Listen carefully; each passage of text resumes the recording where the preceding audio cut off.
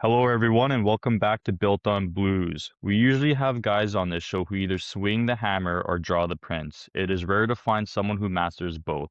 Today, I've got Zack from Zack and DeVito Architecture in San Francisco. He's not just an architect, he's a licensed contractor and a guy who actually builds what he designs. Jim, welcome to the show.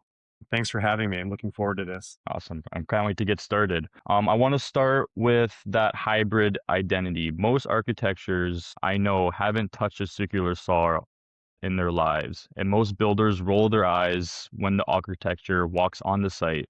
You started as a carpenter and a shop rat before you even went to architecture school at Berkeley. How did that background, would you say, shape you? Do you think you designed differently because you know exactly how hard it is to actually build it? A lot of questions there. Yeah.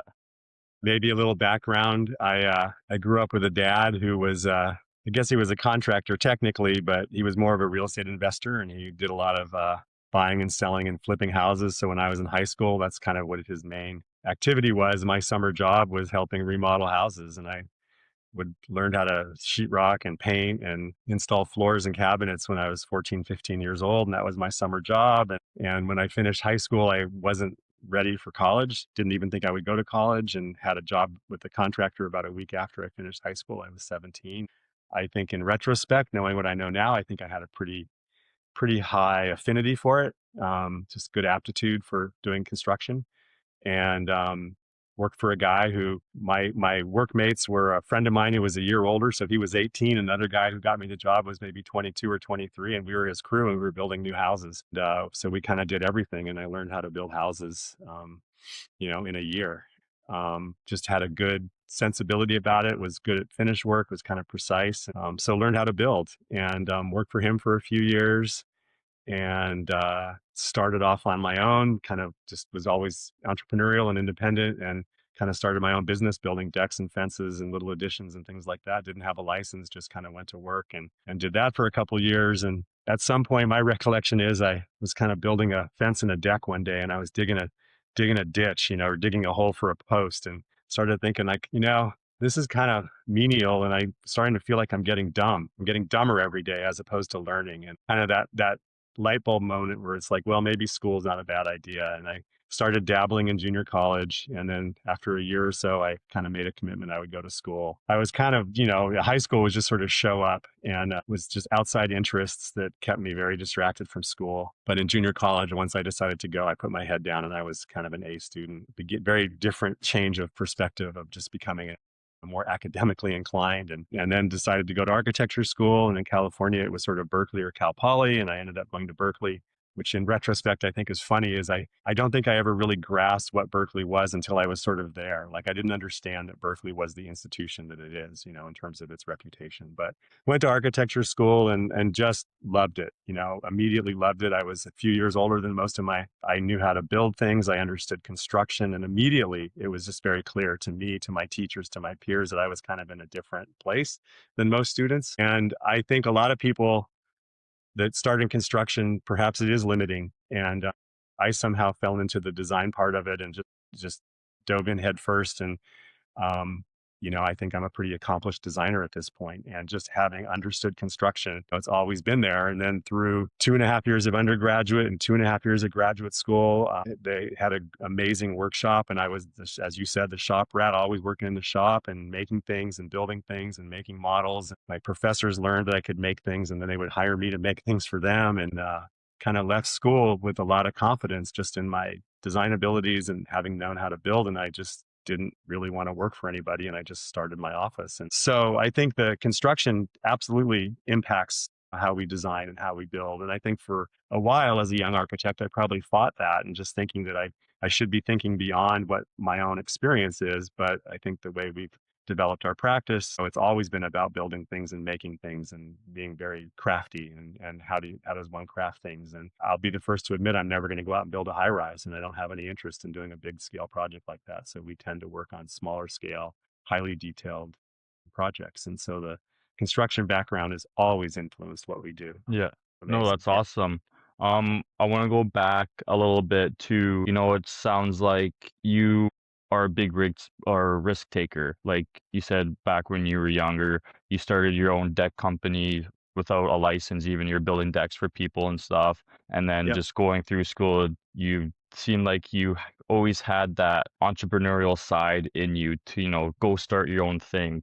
A lot of people have struggles doing that. How I just wanted to ask the mindset you have back then and now still. Like, how Yeah. important is it to, be willing to take those risks? Because a lot of people are scared to take those risks. I think it's kind of like asking Steph Curry how he shoots 3 pointers. It's just kind of inherent. And there's training that goes along with it. But at the end of the day, you kind of have some gene or you don't.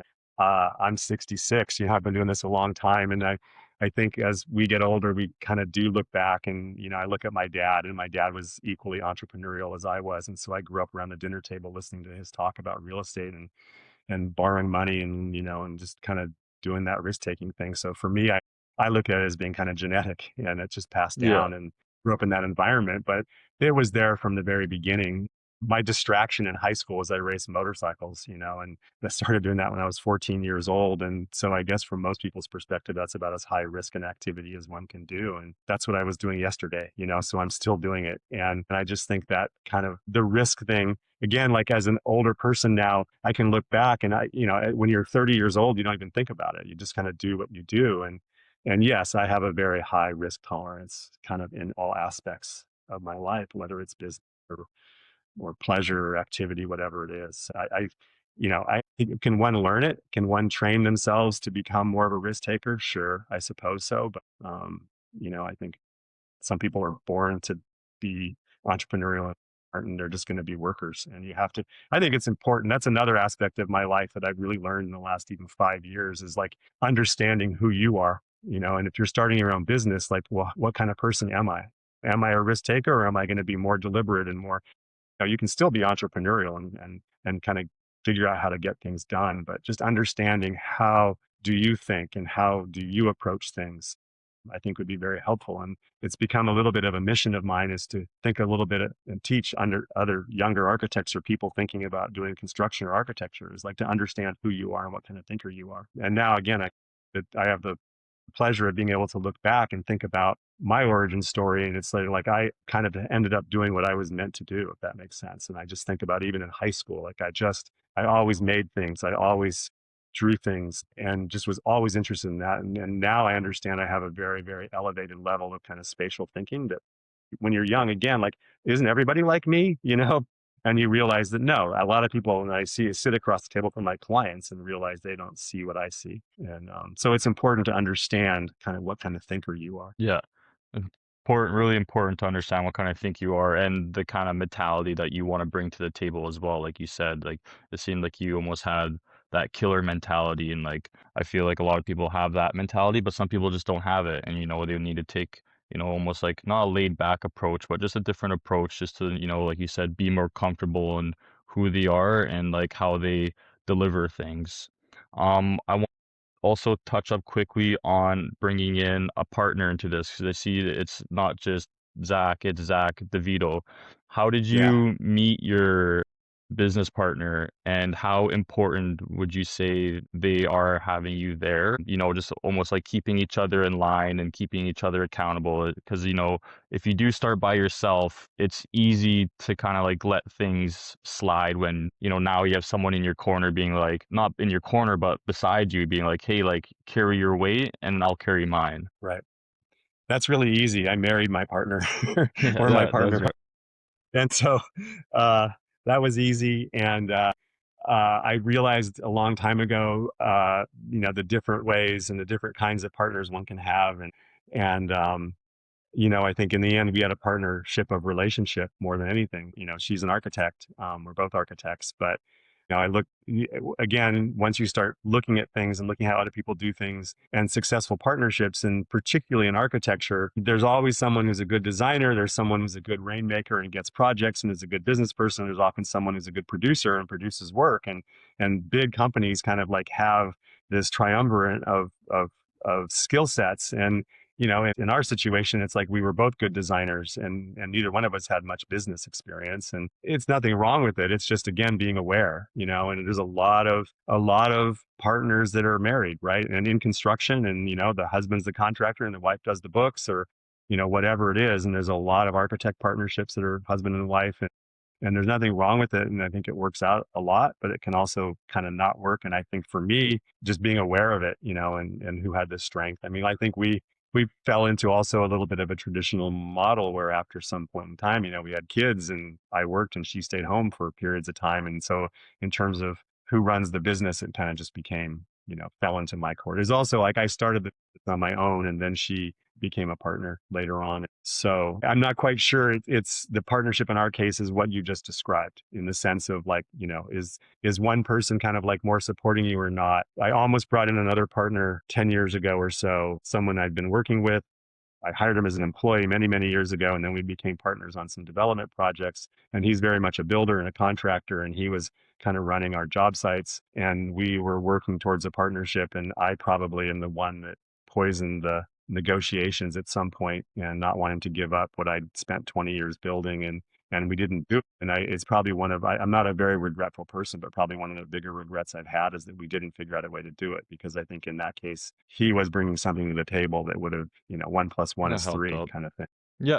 So Yeah, I think but partnership goes really well. You just have to be very conscientious about who that person is. And, yeah, it is a marriage, right? And so, and I do think exactly. that, so Yeah, it's a marriage on its own, and the importance of understanding not only yourself and what you bring to the table, but your business partner and what they bring to the table as well, and balancing out those skill sets and everything like you just said. I would say a lot of our listeners, especially the general contractors out there, are fascinated by this design build model because it cuts out the fighting. Can you yeah. walk us through your process, like when you control the whole change? How does that change the science of the build? Yeah, I think like all projects, and whether they're architecture projects or construction projects or design build, I think we all know that there's just a chemistry to a project. And when that chemistry works, it's magic. And when it doesn't, it's brutal. And I think it's just no different with design build. I mean, I literally had a job interview for a new small job on Saturday, and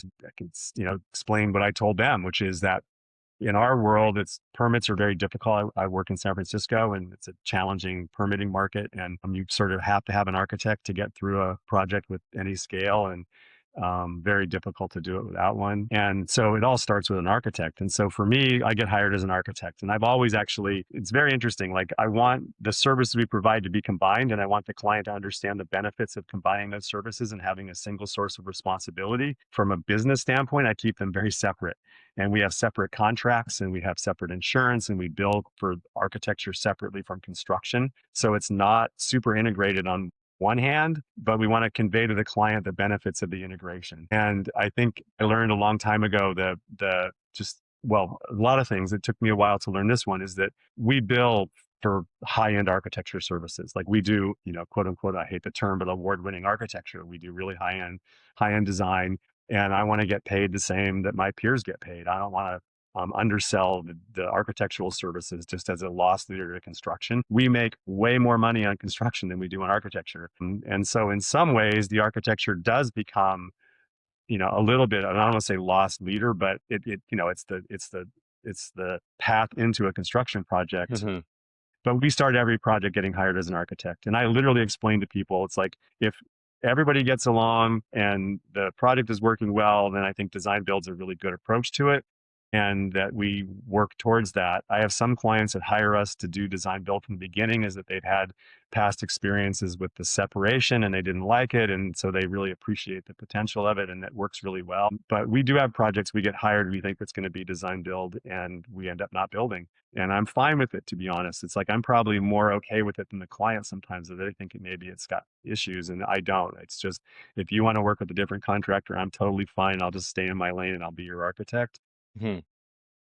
a lot of the times what happens is that if people, we're sort of open book in terms of how we do construction. We're typically cost plus, some form of a cost plus contract. And to me, it's negotiated and costs are negotiated. And if you want to spend less money, then we figure out how to save you money. We don't just lower our price, right? Everyone knows that's just a dead end. And so, but I think that when people aren't really fully on board with that idea that we're going to work together to negotiate price and quality and product and scope of work, that it becomes just all price driven and you get a project. And in my world, we live literally in the most expensive place to build in the world, the 2 or 3 most expensive places to build. And so everybody is shocked by how much it costs to build. And I've worked for multimillionaires and they're shocked and everybody's shocked. And so once you get down to pricing and they think they're going to spend $1 million and you tell them it's $1.5 million, they're like, oh, well, we must be able to find someone cheaper. And as soon as they have that mentality, well, then they're out looking for someone to compete against me. And I end up losing, because if price is the only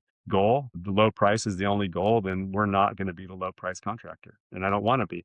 And Yeah, because so, you guys what bring a lot to the happens, table.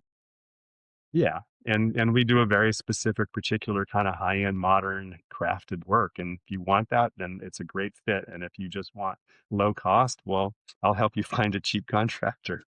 And it's Yeah. better off that you hire them than me. And so, and it's like if price is the only issue at the beginning of a project, I'm kind of not interested. I mean, I'll be your architect, but Yeah.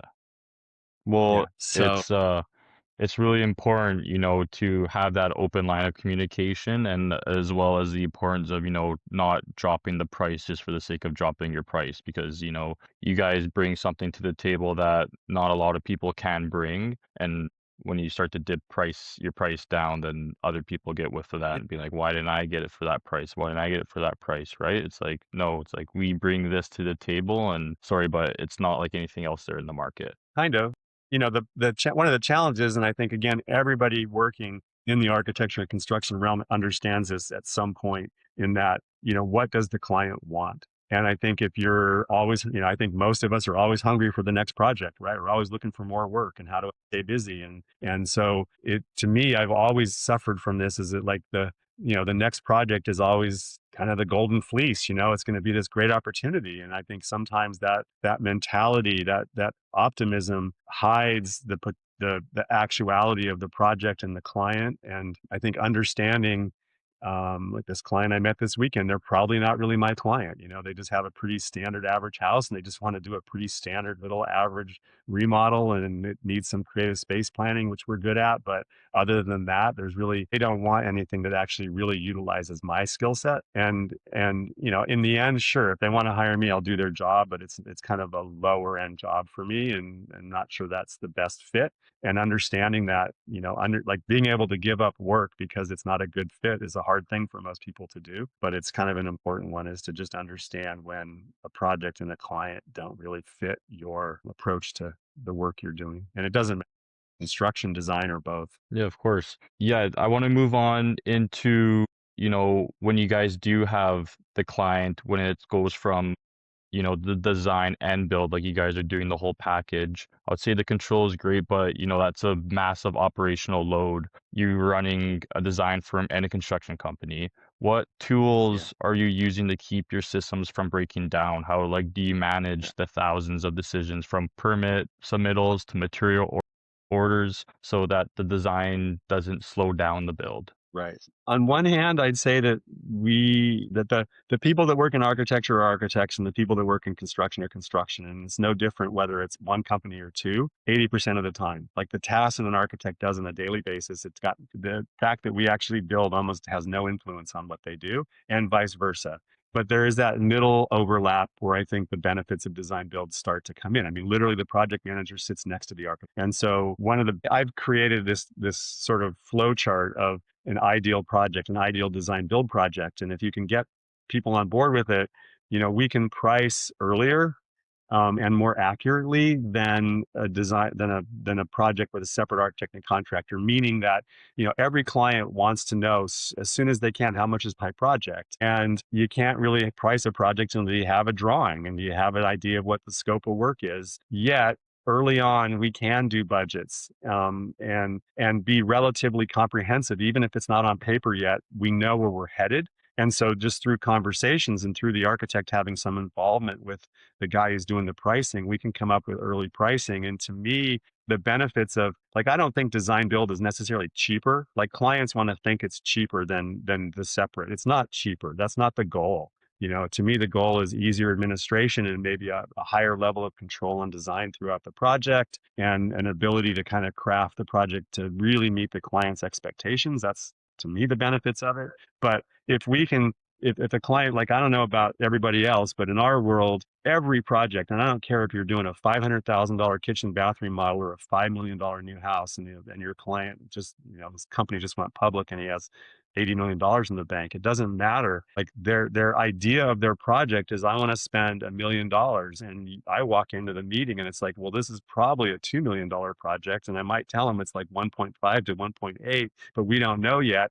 And they never get over that idea that it's $1 million project. And so the challenge is always trying to get the project goals and expectations in line with what they want to spend. And it's every project for us is the same. And I'm going to say every project we have ever done, the expectation for price is lower than what their goals are. Every project, just about, like, maybe not every single one, but just about. So trying to get alignment. So if we can bring in pricing early in the project, the goal there is to not have us over design the project. If we can kind of control what your expectations and desires are Yeah. early on in the project, then we can help you get to your price goals. Unfortunately, most people, we find, it's like they have an idea of what they want. They don't want to give up on it.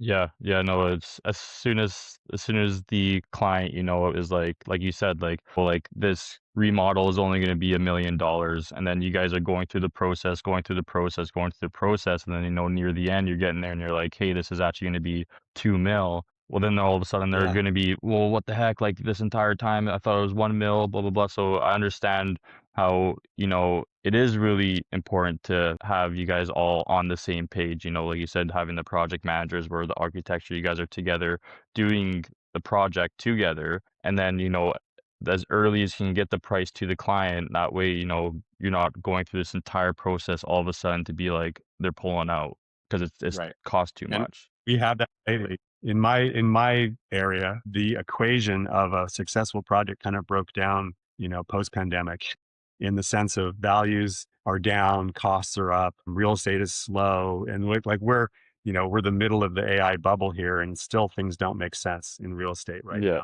now. And we have a lot of projects that we get all the way through permits, and the clients abandon them, stop them. They just, the money doesn't make sense. yeah. So It's definitely a weird. trying to what's the benefit of design build? It's like, can we get the client aligned with their goals and price early on? Yeah. That's really The big goal. I want to say we talk a lot about AI here, just yes. with 2026 going on. I just feel like at the end of 2026, it's going to be so much AI kind of in our faces, down our throats, in businesses, just in life in general. In architecture, we see it generating wild renderings instantly. In construction, it's scheduling. How do you see AI fitting in a high craft firm like yours? Is it something you're using to speed up the boring stuff like code checks, or are you skeptical that, it can understand the soul of a custom project? I'm not skeptical at all. I think it's very interesting to say that we're late adopters, and given that AI didn't exist almost as a general thinking to the public 2 years ago, right? Yeah, So it's like, are we really late?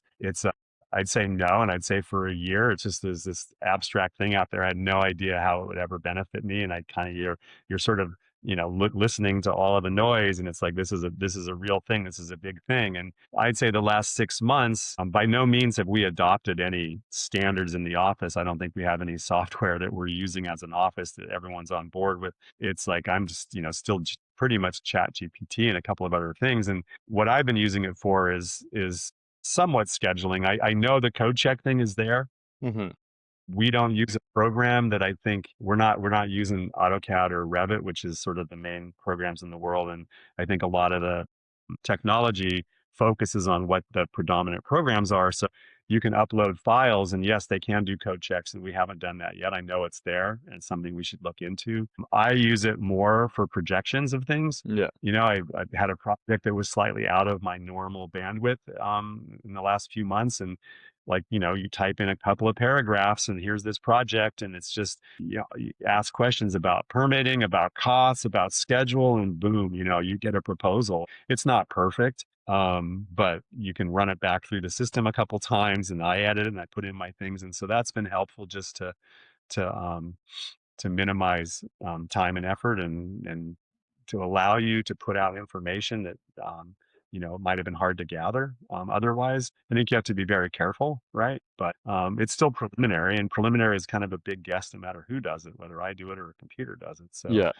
um, that way, I'm trying to figure out ways to get our contracts to be, a little bit quicker. Again, like you can just put in the right prompts in terms of a project and all the parameters around a project, and it can spit out some information to help you maybe, Make challenges with decision. every project. Yeah. Price, make decisions. I haven't done it yet, but there's just the idea that I can create uh, really it's just a database. It's just an Excel file database of, project histories. Here's 30 projects that here's the kind of description of the project, the size of the project, here's what we thought it was going to cost, here's what we thought the architecture was going to be, fee was going to be, and then put in the reality. And then if you could input all that information, and then you put in new data for a new project, it should be able to digest all that previous information to come up with a more realistic proposal in Yeah. terms of what you should be Yeah. charging. And I just haven't. I have some ideas about how we could use AI, but we're definitely not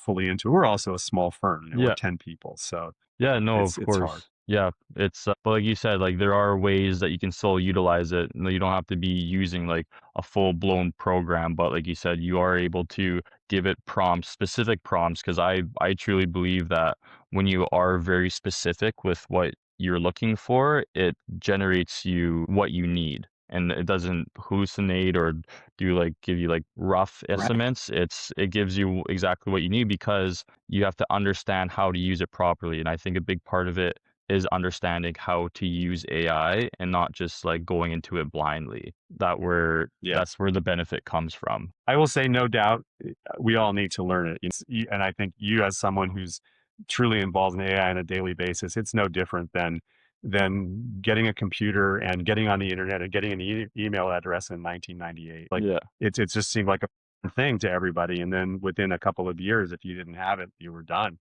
No one questioned the adoption of email. And I can remember the first time I heard about email, and like, how does that work? What? And Yeah. it's no different. And so, if you're going to put your head in the sand and say this just isn't for me, you're really going to miss out. There's no doubt that it has to. And look, it's becoming adopted. I mean, just Google searches now, right? You just search Google, and the amount of information that comes back in the quote unquote AI Google search is crazy Oh yeah. compared to even a year ago. Just it's crazy, like how detailed the information that we can get in a Google search is crazy. And that's AI, Yeah. right? And it's at the most basic, simple. And then you want to take it to another level, you can actually then start to use an AI app and get even more detailed information. So it's clearly helpful just in that day-to-day activity. Yeah, for sure. All right, I want to get into the one question that we were both excited to ask, which tells the real story. If you had a magic wand right now and you can make one problem in your business disappear, whether it's a city permitting nightmare or finding skilled craftsmen or just client indecision, what would you erase? Yeah, I'm going to say it's maybe less of an eraser thing and more of like the opposite of an eraser. But I think that, the biggest challenge for most small businesses is getting work, and it's just, how do you, excuse me, how do you create a pipeline of work, and how do you make sure that you're getting new work, and have the ability to say no to projects that don't fit because you have enough projects that are available to you. So I think for us, we do really good work. We are quite well known in our market, and I still feel like we struggle to have enough work. So that's the number one thing for me is that's kind of business development and marketing, and how do you, and AI is part of that, right? Yeah. Like how do you use AI to help you streamline marketing and presentations and all that kind of stuff, which I think is huge. Conference 6 months ago, and a guy gave a presentation. He's kind of a marketing company and an early adopter of AI, and his whole presentation was about how he basically made that presentation, and how 2 or 3 years ago that presentation would have taken him, the better part of a week, 3 or 4 days to put together and pull together images, and this one took him an hour and a half. Yeah.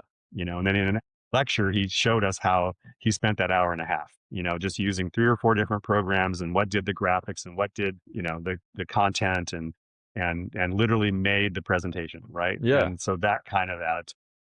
So so that's kind of the opposite. That's the magic wand in kind of creating things. But just, marketing is a tough one, and it's an ever changing environment, right? I it mean, I really started when you is. said start. Yeah. And so that's a tough one. In terms of other, people are a challenge. Just it's finding the right people. And to be honest, that's across the board, right? It's like hiring employees and making sure you have the right people is a challenge. And even clients, challenge, and just trying to figure out the best way to work with people. And obviously we don't do our projects without people. Yeah, for sure. It's My goal. it's making sure you have the right people in place because it will always be people first when you're buying something. It's person to person, but then as well as, adopting AI so that you do have more time for those human connections. As you mentioned, the guy who did his presentation, he would have spent countless days on it when now he was able to adopt AI so that he had more time to, practice the presentation instead of like worrying about the design, the layout of it. He was able to do that in an hour, 2 hours. And then now he had more time to Yep. actually make sure he was able to, deliver his message, which is the actual important part of it. Right. Exactly. Adopting AI in ways that it can help you save time so that you can work on your business. I want to say Right. this has been an absolute masterclass. Before we go, I want to talk to the young tradesman listening right now who loves design but thinks he's just a builder. What advice would you give to that guy, who wants to cross Right. that line of starting to design his own projects? Yeah. That's a tough one. I learned a long time ago that it's just the term design build has a lot of different interpretations and a different approaches to what it means. In the architecture world, for years, design build always meant a collaboration between an architect and a builder, and it was a way to deliver big, complicated projects to a client with kind of a single source of responsibility, and they tend to be contractor led. We all know at a smaller scale, design build is typically contractors who I will say I have a bit of a chip on my shoulder, kind of both being an architect and a builder. And, there's a lot of builders that say they're design build companies. I kind of more define them as we draw plans and get permit companies. They don't design. They're not doing real creative design, and for a lot of clients, that's all that's needed. Architecture is a profession. It's hard to learn and takes a long time, and not everybody's good at it. I'd say collaboration is perhaps maybe one of the best ways to do it. And whether or not you have enough work where you could literally hire somebody that comes in and works for you that is truly an architect and can bring that level of service is one way to do it. I think you can partner and collaborate even if they're not your business partner, right? You can have a relationship with somebody and figure out a way to kind of develop and present design build services by just having that person so involved with you that they're working through you, and it's not a separate entity is another way to do it. I think if you're already a builder and you want to train yourself to be a designer, it's probably not to be Yeah, negative, but I that's a think it's going lot. to come through collaboration. I have a friend. I used to belong to a peer group organization that was all over the country, and you have 10 companies or so that you meet with a couple times a year, and you have monthly Zoom sessions and things, and met a lot of people that way. And most of them were builders. And I actually encouraged the organization. I said, this isn't really a company. Your members are contractors, and I don't really interact with them in the same way that most of the people do. And they kind of created a group more focused on me in a sense of like, I want more people who are architects. And they had enough people where we created a group where there really was more architectural focus. And met this one guy who also is here in the Bay Area, and he has a very successful 30-year-old company. And he's always had for years and years, he has architects, interior designers on staff. So everything is in-house. He thinks of himself as a good designer. From my perspective, maybe not, but he knows how to direct people to get good design. And he always had staff and hired, he paid them well, and was able to bring in people, and he had enough work and enough volume where he could have those people on staff. So it really truly was a design build company. I think maybe the point of this is you don't have to be the designer. You have to be the coordinator, Yeah. right? You have to be the business person that pull all these resources together. Yeah, of course. I'm part of the rare have, have the design skills and have the physical skills to build. So it's a rare Yeah, combination. I love that. That's some really insightful stuff. Really good advice, Jim. Appreciate it. Where can people go to see your work or maybe book you, for their next project? Yeah, www.zackdevito.com, ZackDevito.com. And we're in the Bay Area. I'm based in San Francisco. We do work all over Northern California. Most of our construction's pretty San Francisco centric. We do a little bit of work kind of in the outer suburbs, I guess you'd call them. Yeah. And, I'm happy to talk to people. I guess I'd say I'm a bit of an evangelist about the whole concept of design build and kind of the different ways that you approach it and the different way that you set up a design build business. We've changed how we are organized over the years. We started off as a sort of sole proprietorship, and then we had two bank accounts, and then kind of insurance drives a lot of people into thinking they need two companies. When we did that for 15 years, we had two separate S corporations and everything was separate, which you learn actually everything never is fully separate, but two separate companies and separate bank accounts and everything. And after a while, you realize you don't really need to have the separate companies. And it's a lot. So like, two tax returns every year and juggling things. And about, I don't know, 6 or 8 years ago, we combined them back into one company, which I think is better. And particularly people who are architects who are thinking they want to go into design build, most of them end up with two companies. They just feel like there's this liability split that has to happen. And I think the experience has told me that you don't need two companies. It's also, contractors have a different liability than architects. And so architects have a very, very specific professional and personal liability towards projects, and contractors kind of don't in the same way. And so contractors who start doing design build, if they're not the architect and they're not the person signing the drawings, they have a very different liability thing than an architect does. So it is different. Like architect-led design build has a different set of responsibilities than a contractor who figures out ways to provide design services. That's great. That's awesome stuff. Yeah, no, I totally agree. We'll put the link in the show notes for them to check you guys out. I know Right? you guys have your Instagram and stuff on your website as well. So Yeah. if they want to take a look at what you guys were doing, they can go check out that as well. Jim, thank you for coming on. I really appreciate taking the time out of your day to, come talk about your business and how you got started. Right. Thanks a lot. And to everyone else out there, keep building, stay safe, and we'll see you on the next one. Bye now. Bye.